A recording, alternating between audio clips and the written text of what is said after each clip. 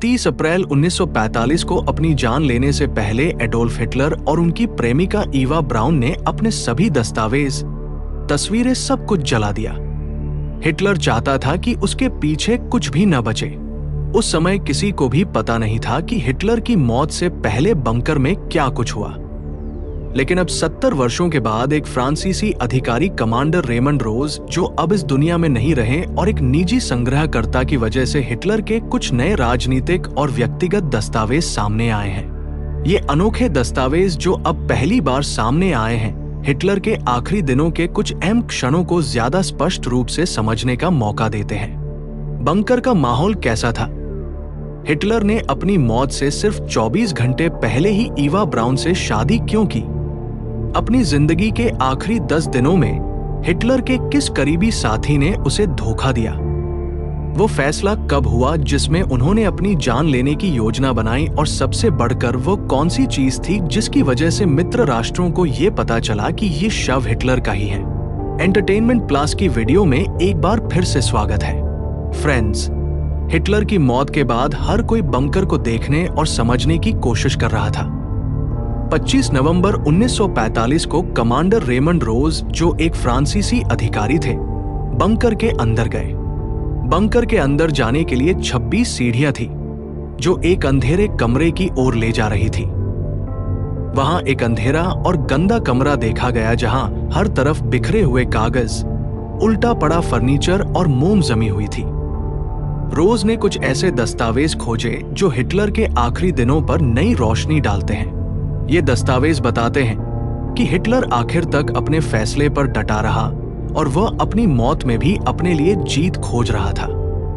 Hitler की मौत के सिर्फ 10 दिन पहले नाजी जर्मनी का सपना, जो कभी दुनिया पर राज करने के लिए देखा गया था, अब सिर्फ एक कल्पना बन चुका था। हिटलर का साम्राज्य, जो कभी दुनिया के सबसे ताकतवर साम्राज्यों में से एक था और जो पश्चिमी शक्तियों के लिए सिरदर्द बना हुआ था, अब अपने आखिरी पल गिन रहा था। बर्लिन, जो हिटलर का सपना और ताकत का केंद्र था, मलबे का ढेर बन चुका था।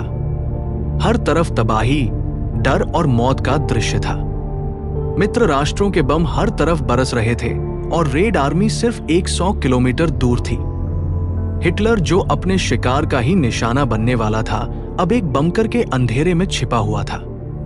यह बंकर बर्लिन में ब्रैंडनबर्ग गेट के पास जमीन के 7 मीटर नीचे बना था। यह कोई साधारण बंकर नहीं था, बल्कि इसे अल्बर्ट स्पीयर, जो हिटलर का निजी वास्तुकार था, उसके डिजाइन के अनुसार बहुत मजबूत और बमरोधी बनाया गया था। इसे 1936 में बनाया गया था, लेकिन 1943 और 1944 में मित्र राष्ट्रों की बमबारी ज्यादा खतरनाक होने के बाद इसे और ज्यादा मजबूत बनाया गया। इस बंकर को जर्मन भाषा में फ्यूहर बंकर कहा जाता था। फ्यूहर मतलब नेता, यानी नेता का बंकर। यही वो बंकर था जहां पूरी दुनिया पर राज करने का सपना देखने वाला एडोल्फ हिटलर छिपा था, और यहीं उसने अपनी जिंदगी के आखिरी दिन गुजारे। बंकर का माहौल बहुत ही ज्यादा अवसादग्रस्त था। खामोशी, कंक्रीट की मोटी दीवारें, ठंड और नम वातावरण के साथ अंधेरे का राज था। यह बंकर एक भूल भुलैया की तरह था, जिसमें छोटे छोटे गलियारे और कमरे थे जहां दम घुटने जैसा एहसास होता था। इस बंकर में हिटलर के लिए 3 कमरों की एक निजी जगह थी, जिसमें से एक बैठक कक्ष था जहां वो रोजाना 2 बार अपने सैन्य अभियानों के लिए बैठक करता था। ईवा ब्राउन के लिए एक छोटा कमरा और इन दोनों का एक साझा बाथरूम भी था। इस बंकर का माहौल अवसाद और डर से भरा था। जमीन के नीचे होने की वजह से हवा के लिए एक यांत्रिक वेंटिलेशन सिस्टम था, जो हर समय शोर करता रहता था। ये शोर न सिर्फ शारीरिक परेशानी का कारण था, बल्कि यहाँ रहने वालों के लिए मानसिक यातना भी था। आखिरी 10 दिनों में हिटलर सिर्फ शारीरिक ही नहीं, बल्कि मानसिक रूप से भी टूट चुका था। उसे पार्किंसंस रोग, यानी हाथ कांपने वाली बीमारी हो चुकी थी। वो अपनी इस बीमारी को छिपाने के लिए अपना उल्टा हाथ अक्सर जेब में रखता, या फिर उसे ऐसी स्थिति में रखता कि सामने वाले को पता न चल सके। आखिरी 10 दिनों में उसका हाथ लगातार कांपता रहता था और उसे चलने में भी कठिनाई होती थी। डॉक्टरों का कहना था कि आखिरी 10 दिनों में हिटलर का चेहरा इतना पीला और थका हुआ था कि वो अपनी उम्र से 15 साल बड़ा लगने लगा था। इन दिनों में जो भी अधिकारी उससे मिलते, उसकी गिरती हुई स्वास्थ्य स्थिति देखकर हैरान हो जाते थे। यहां तक कि बंकर में मौजूद हिटलर का निजी डॉक्टर थियोडोर मोरेल रोजाना उसे ग्लूकोज और विटामिन के इंजेक्शन देता था, लेकिन यह सब उसकी सेहत सुधारने के लिए काफी नहीं था। हिटलर का अपने हाथ पर नियंत्रण खोना उसके गिरते हुए मनोबल का सबसे बड़ा सबूत था। बंकर में रोजमर्रा का जीवन बेहद नीरस था। रोज सुबह एक सैन्य बैठक होती जिसमें उसके जनरल उसे बर्लिन की स्थिति के बारे में जानकारी देते। बर्लिन पर से अपना नियंत्रण धीरे धीरे खोने की खबरें हिटलर को निराश कर रही थी। हिटलर के स्वभाव में अविश्वास शामिल था, यानी वह किसी पर भी आसानी से भरोसा नहीं करता था। यही वजह थी कि अपने आखिरी दिनों में भी वह इस बात को लेकर परेशान रहता कि कहीं उसका कोई जनरल उसे धोखा न दे दे, और वास्तव में आगे चलकर ऐसा ही हुआ। आखिरी दिनों में जब सब लोग बंकर से भागने की सोच रहे थे, तब ईवा ब्राउन ने हिटलर का साथ दिया। ईवा ब्राउन हिटलर की 13 साल पुरानी प्रेमिका थी। उन दोनों की शादी तो नहीं हुई थी, लेकिन फिर भी वो हिटलर के साथ बंकर में ही रहती थी।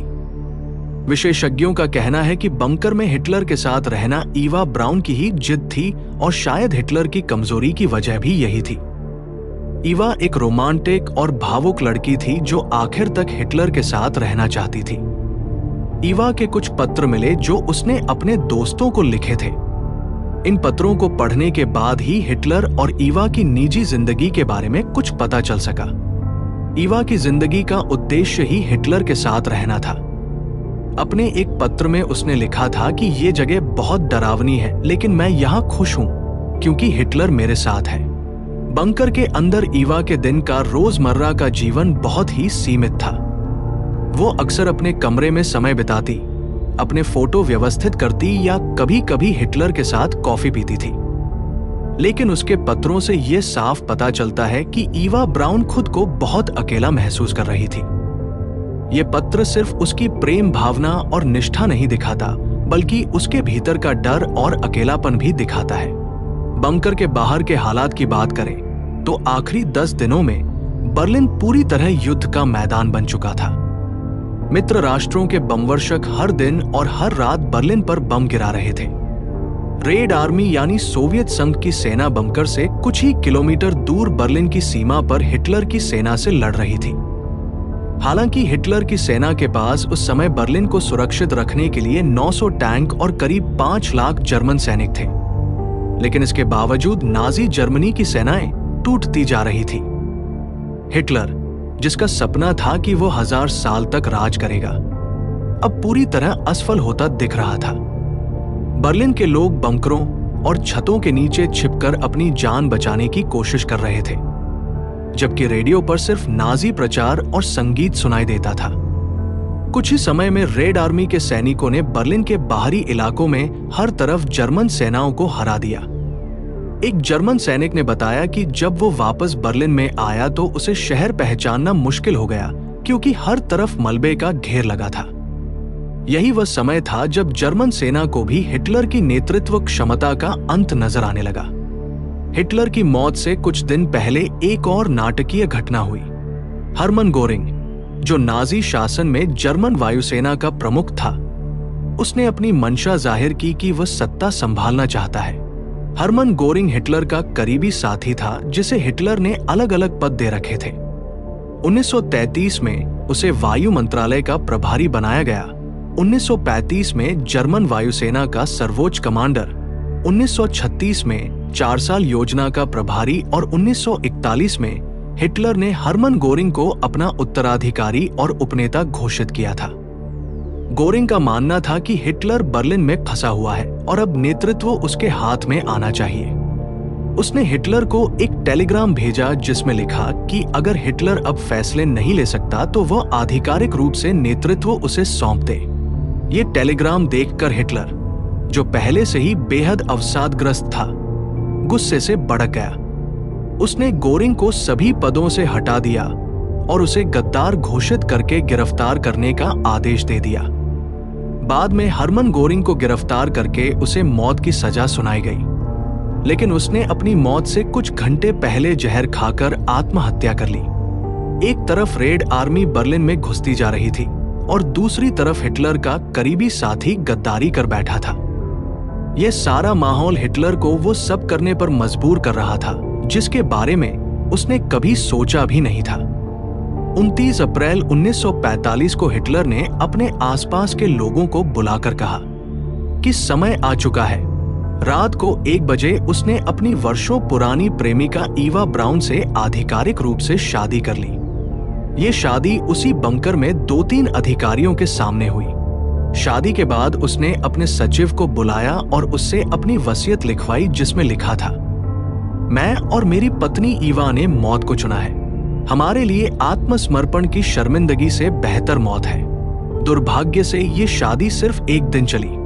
30 अप्रैल 1945 को दोपहर 3 बजे हिटलर ने अपने ब्लोंडी नाम के कुत्ते को जहर दिया और फिर ईवा के साथ कमरे में चला गया। शादी के ठीक 24 घंटे बाद दोनों ने उसी कमरे में अपनी जिंदगी खत्म कर ली। हिटलर ने खुद को गोली मार ली जबकि ईवा ने साइनाइड कैप्सूल खाकर जान दे दी। बंकर के कर्मचारियों को पहले से निर्देश थे, इसलिए वे दोनों के शवों को आंगन में ले गए और उन्हें जला दिया। हिटलर अपने पीछे कोई निशान नहीं छोड़ना चाहता था। मौत से पहले उन दोनों ने अपने दस्तावेज और तस्वीरें जलाई और अंत में खुद को भी जलाने का आदेश दिया। यह सब दिखाता है कि हिटलर मरते समय भी खुद को अपने दुश्मनों के हवाले नहीं करना चाहता था। जब रेड आर्मी बंकर में पहुंची तो उन्हें सिर्फ जले हुए अवशेष मिले। काफी जांच पड़ताल के बाद दांतों के नमूनों से यह साबित हुआ कि वो शव हिटलर का ही था। हिटलर ने अपने दांतों पर सोने का एक अनोखा ब्रिज बनवाया हुआ था जिससे उसकी पहचान संभव हो सकी। उम्मीद है एंटरटेनमेंट प्लस की ये वीडियो भी आप लोगों को पसंद आई होगी। आप सभी के प्यार भरे कमेंट्स का बहुत बहुत धन्यवाद। मिलते हैं अगली शानदार वीडियो में।